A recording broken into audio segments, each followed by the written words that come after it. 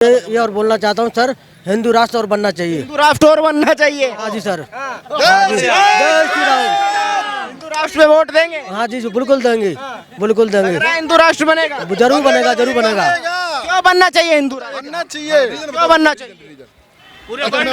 आप बताइए। बहुत इंपोर्टेंट क्वेश्चन है, 2 मिनट देना, सब लोग ध्यान सुनना। देखिए, हिंदू राष्ट्र की मांग करते हैं, चलो मैं हिंदू होने के लिए मैं भी कहता हूँ हाँ बने, बहुत बढ़िया। मैं तो कह रहा हूँ भैया हिंदू राष्ट्र मत बनाओ, लेकिन हमें समानता तो दे दो।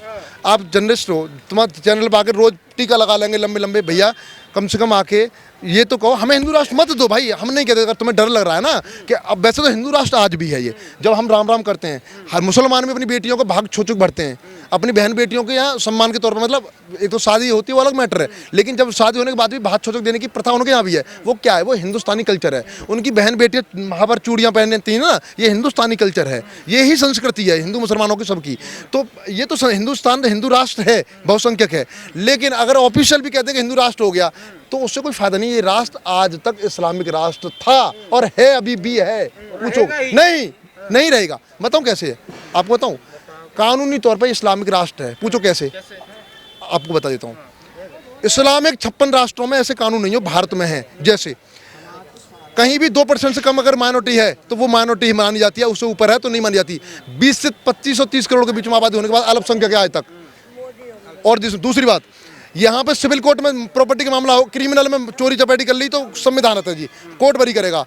सिविल में नहीं, हमारा सरिया चलेगा, 4 ब्याह करेंगे हम तो, 5 बच्चे करेंगे हम तो, 15 करेंगे। तो वो मुसलमान बुरा नहीं है, ये कांग्रेस विपक्षी पार्टियां, ये गद्दार हैं, ये तुष्टिकरण करती हैं। और सुनो, आपको पता है इस देश का 100 करोड़ आबादी 2वें दर्जे का नागरिक कैसे? मैंने पहले कहा था, बताता हूँ कैसे है। वक्फ बोर्ड एक वक्फ बोर्ड था, पुराना छोटा सा रूप था उसका, जैसे सभी कम्युनिटी हमारे यहाँ सनातनों के स्तंभ में, ऐसे ही कांग्रेस ने 71 में 68 में इसको कुछ अधिकार और ज़्यादा दे दिए। 71 में और राजीव गांधी उन्होंने और अधिकार दे दिए, 90 में और अधिकार दे दिए, 13 में 2013 में और अधिकार दे के उसको इतना बड़ा कर दिया कि सुप्रीम कोर्ट से ऊपर कर दिया। उसको कैसे बताऊं? अगर मेरी ज़मीन खाली पड़ी है, उस पर बोर्ड लगा दिया वक्फ बोर्ड की ज़मीन है, तो मैं उसके ऊपर केस नहीं कर सकता।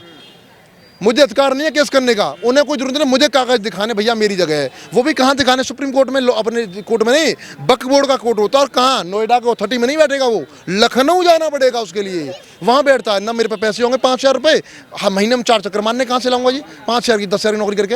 अच्छा चलो, मैं अपनी ज़मीन के लिए तो कर लूँगा, कर्ज वर्ज ले ला के मैं बचा लूँगा भाग दौड़ करके। जो गोचर ज़मीनें हैं, सरकारी ज़मीन है, हर एक गांव समाज की ज़मीन पड़ी रहती थी, गोचरों की ज़मीन ढूंढने से नहीं मिलेगी आपको।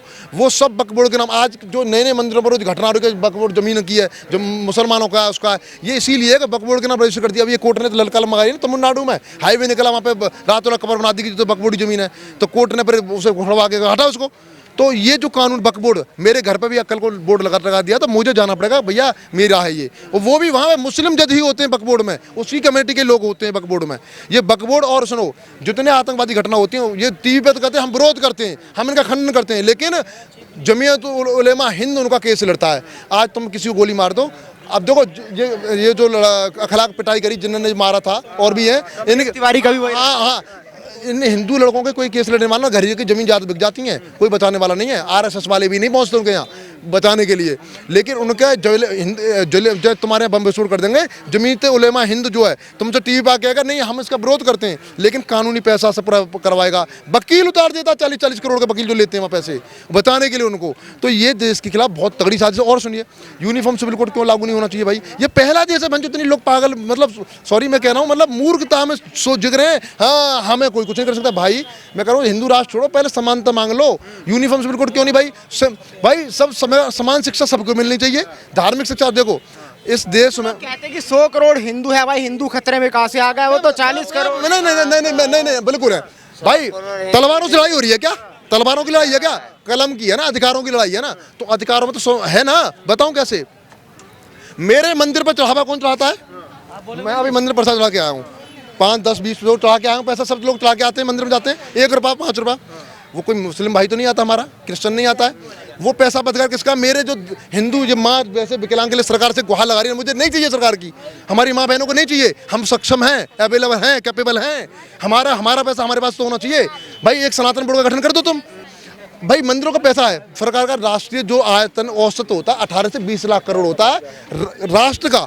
केंद्र सरकार जो आमदनी होती है साल की 18 से 20 लाख करोड़ होती है। केवल राज्य के स्तर की बात करूं, अगर सरकार के खजाने के 1.5 लाख करोड़ रुपया सरकारी बजट में केंद्र के में मंदिरों को चढ़ावा जाता है। राज्य के अलग है, राज्य के कोष में जो आते हैं वो अलग है। अब ये बताइए भैया, पैसा किसका? मेरा, हिंदुओं का। मंदिर में मेरा, मंदिरों को चढ़ावा सरकार क्यों लेगी और वो कहाँ खर्च हो रहा है?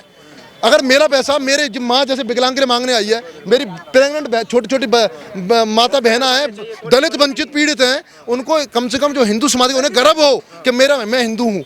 आज आदिवासी जो हैं वो क्यों ईसाई बनने हैं? इनको लालच दे क्यों बना रहे हैं? ये कांग्रेस इसलिए विरोध कर रही है। मणिपुर में क्यों हो रहा है? मणिपुर में आपको पता है हिंदुओं क्यों मारा जा रहा है? वहाँ पे ईसाई मार रहे हैं, रीजन है उसका। वहाँ पे जो पहले जो रिजर्वेशन था ईसाइयों के लिए था, कोर्ट ने कहा भाई अब हिंदू अल्पसंख्यक हो गए, तुम्हारे कम हो गए तो इन्हें भी रिजर्वेशन मिलना चाहिए। तो वो इसलिए कि इन्हें रिजर्वेशन मिलने लगेगा तो कन्वर्ट नहीं होंगे, ईसाई नहीं बनेंगे, तो वहाँ पे मारधार कर रहे हैं। मणिपुर में ईसाई मार रहे हैं हिंदुओं को, कम हो गए। तो ये जो कांग्रेस है ना, जो दोगली बिसेला सांप है राष्ट्र के लिए कांग्रेस। आप ये बताइए, जब मंदिरों का चढ़ावा मेरा, बाकी किसी के धर्मस्थल पर सरकार का कंट्रोल नहीं है, मेरे पर फिर सेक्शन 30A लगा के मैं अपने धर्म का प्रचार भी नहीं कर सकता, स्कूलों में पढ़ा भी नहीं सकता। बाकी मदरसा जब आज़ाद हुआ था, मदरसा थे देश में 1.25 लाख के करीब, और गुरुकुल की संख्या जो थी 2.5 से 3 लाख थी। आज गुरुकुल ढूंढने से नहीं है, कहाँ गए वो? क्योंकि आमदनी का स्रोत खत्म कर दिया इन्होंने। मंदिरों को चढ़ावा जो आता था तो उससे 10,500 रुपये मिल जाते थे, लोग पढ़ा लेते थे, लेकिन वो खत्म कर दिया। आज क्या दिखाई दिया 9 सालों में? सबसे बड़ा विकास आपको बता देता हूँ, मैं लोकल बताता हूँ, मैं एनसीआर की बात करता हूँ। अलीगढ़ से मेरठ, ये अलीगढ़ मेरठ वाली जो ट्रक चलती थी ना, रेलवे ट्रक पैसेंजरों वाले, तो जो डेली ड्यूटी वाले लोग आते थे, जब पैसेंजर एक्सप्रेस निकलती थी तो वो आउटर पे खड़ी हो जाती थी स्टेशनों पे 1-1 घंटा, तो ये लेट हो जाते थे, लेट रात को घर पहुंचते थे। मोदी ने हर एक चारों तरफ एनसीआर के चारों तरफ लोकल ट्रेनों के लिए अलग से रूट तैयार किए। हर एक कटपुले पे पहले रोज हादसे होते थे, हर एक कटपुले पे ऊपर से फ्लाईओवर रोड कनेक्टिविटी 5 साल में हम छोड़ रहे थे, साइकिल से स्कूल जाते थे कि 1 किलोमीटर पेड़ा बन गया, वो खर गया, दूसरा फिर बन गया। रोड आप कहीं चले जाओ, हिंदुस्तान के किसी कोने में चले जाओ, हाईवेज, रोड कनेक्टिविटी, बिजली 8 दिन में 8 दिन रात में 1 घंटे आ गई, ऐसे होता था। लाइट की समस्या मुद्दा ही खत्म कर दिया चुनाव में, चौथे के बाद आने के बाद में रोड का मुद्दा खत्म कर दिया। शिक्षा का, अब देखो प्राइवेटेशन, किसी भी देश की ग्रोथ वैल्यू बढ़ाने के लिए प्राइवेटेशन प्रमुख चेहरा, जैसे अभी इसरो में कर दिया ना, प्राइवेट भागीदारी बढ़ा दी, उसमें ट्रेन में भी विरोध कर रहा है ना कि रेल बेचे जा रहे हैं, LIC बेचे जा रहे हैं, BSNL। अब ये तो लाल किला की भी कहते हैं, इनके फूफा ने लाल किले से भाषण दिया था, ये तो उसकी भी कहते थे। ऐसा है, लीच पे देना और बेचना डिफरेंट होता है। इन बेवकूफ़ों को ये पता नहीं कि पब्लिक पढ़ी लिखी हो गई है, ठीक है। लीच पे देना और पढ़ा, देखो हमारा एक, मेरे दादाजी का एक मंदिर के पास एक चबूतरा मान लो, अब मैंने कह दिया भैया इससे तुम यूज करो, शाम को जो बैठते हैं मुझे 500 रुपये महीने मिल जाए, इससे साफ सफाई होती रहेगी और मेरी इनकम बढ़ जाएगी। लाल किले का हम घूमने जाते थे ना भाई, कटीले खड़े हैं, ये खड़े हैं, इतना बुरा, अब जाओ 50 रुपये देना, कोई बड़ी बात नहीं है। घूमने जब 100 रुपये फीस कर 100 रुपये कन्वेंस खर्च करके जा रहे हैं, 50 रुपये चार्ज भी दे देंगे, लेकिन अच्छा तो लगे। Heritage of India, Jawaharlal Nehru ने लिखा था, heritage of India, diabetes of India, heritage of India, तो कम से कम जो विरासत है भारत को संभाल के तो रखा जाएंगी। अंकल से कुछ पूछना चाहूँगा, अंकल क्या कहेंगे, बताइए क्या मुद्दा है आपका, किस लिए रुके हुए हैं? मुद्दा सही, कुछ बोलना था। मुद्दा जो सही चल रहा है, बहुत बढ़िया काम हो रहे हैं, कोई दिक्कत नहीं है। बीजेपी की सरकार बढ़िया है, क्या बढ़िया हुआ? सारे काम बढ़िया हो रहे हैं, गुंडागर्दी खत्म होगी, सारे काम बढ़िया हो रहे हैं, रोड बना दिए इतने, या क्या जी। सब्जी में आता है नोटबंदी कर देते हैं, पेट्रोल महंगा, सिलेंडर महंगा। जो गरीब आदमी से कोई दिक्कत नहीं, जो पैसा वाले हैं, चोर हैं, उनके लिए सही हो रहा है, उनको दिक्कत है, हमें कोई दिक्कत नहीं है। 24 में मोदी का जादू चलेगा, फलो जादू चलेगा, बढ़िया चलेगा। अब तो कह रहे कि राहुल का जादू चल रहा है, राहुल ने भारत जोड़ो यात्रा की, पहले हिमाचल जीत गए, फिर कर्नाटक जीत। दिक्कत नहीं है, जो दिक्कत है पैसा वाले को जो दिक्कत है, गरीब आदमी को कोई दिक्कत नहीं है। गरीबों का क्या फायदा हुआ? गरीबों का सब फायदा, राशन दे रहे हैं, काम बढ़िया हो रहे, गुंडागर्दी खत्म होगी। अच्छा, नौकरी पहले कम थी, अब और ज्यादा है। कुछ फायदा मिला सरकार में? बहुत बढ़िया फायदा मिला। क्या फायदा मिला? भैया 3 साल फूड राशन खवा रहा। अरे राहुल ने तो कुछ करा ही ना। राहुल ने कुछ नहीं किया। क्या किया राहुल ने? वो तो कहते हैं जो कुछ किया है कांग्रेस ने किया है देश के लिए। अरे मोदी कर रहा भैया, मोदी 3-4 साल खवा रहा। आपको क्या दिया मोदी ने? अरे राशन खवा रहा, सब कुछ खवा रहा, बहुत दिन से। ईसाई था, ईसाई से मोमडन मिल गया, मोमडन से अब जो क्या कहेंगे, कुछ फायदा हुआ है सरकार में?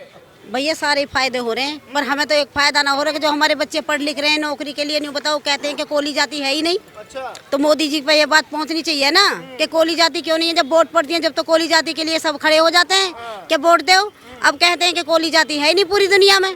तो हमारे बच्चे के कागज बनने चाहिए ना जाति के। क्यों भैया, क्यों नहीं बन रहे? आप पहुँचाओ वहाँ तक इस बात को। पहुंच जाएगी जब आपने बोल दिया। बस तो हमने तो एक दिन और भी बोला, तुमने काट दिया, पहुँचा ही नहीं। नहीं हमने तो, अरे हम तो पहली बार मिले ना। चलिए, हाँ मैं हूँ इंग्लैंड बुढ़िया। हाँ मेरे बुढ़िया कमाना करना बिल्कुल बस की नहीं है। मैं देखो खड़े से लैट्रिन पेशाब करती हूँ, टांग बेकार है मेरी, नहीं मुड़ती नहीं रहती है यूरी। मेरे लिए पेंशन बननी चाहिए मोदी को, मोदी को जाकर बोल दो मेरे लिए पेंशन होनी चाहिए। क्या लग रहा है राहुल गांधी टक्कर दे पाएंगे नहीं दे पाएंगे? राहुल गांधी नहीं दे पाएंगे, नहीं दे पाएंगे। हाँ जी। अरे भाई साहब तो जादू चल गया, सरकार बढ़ती जा रही है, राज्य में जहाँ जहाँ से उन्होंने यात्रा निकाली वहाँ सरकार बना। राहुल गांधी नहीं, लोकल लीडरशिप लोकल इशू उसकी भी आप पे है। अब विधानसभा के चुनाव अलग होते हैं, लोकसभा के अलग होते हैं। दूसरी बात, वहाँ आप ये नहीं कह सकते वोट प्रतिशत बीजेपी का घट गया, नहीं, जो पहले उतना पहले था उतना ही अब है। 36 ही तब मिला था, 36 पॉइंट कुछ मिला था, वो अब भी उतना ही मिला है। केवल जेडीएस जो लोकल पार्टी क्षेत्रीय पार्टी थी उसके वोट ट्रांसफर हो गए कांग्रेस को। उसमें सबसे मुख्य मुद्दा था 4% मुस्लिमों का आरक्षण, जो इन्होंने गैर संवैधानिक था। धर्म के आधार पर वैसे भी संविधान में है ये चीज़, तो धर्म की तो स्तर पर कांग्रेस ने लागू कर दिया था उसको, तो इन्होंने खत्म कर दिया उसे, और ये घोषणा पत्र में कांग्रेस का नाम उसे दोबारा लागू करेंगे। तो ये इसकी वजह से मुस्लिम इकट्ठे हुए तो वहाँ पे। दूसरी जो मुसलमानों का एक तरीका है कि उन्हें पता है अभी तक 100 करोड़ हिंदू नहीं जान पाए कि हमारी पार्टी बीजेपी है, लेकिन मुसलमान जानता है कि बीजेपी हमें दही दे फ्री में, मकान दे, रोटी दे, कपड़ा दे, लेकिन उन्हें ये पता है कि ये मुसलमान विरोधी पार्टी है। अब ये पूछो कि लॉजिक क्या है, तो वो पता क्या कहेंगे। वो हमारे मौलाना साहब ने बताया था कि वो नमाज पर मतलब पाबंदी, बुरखा पे, अरे भाई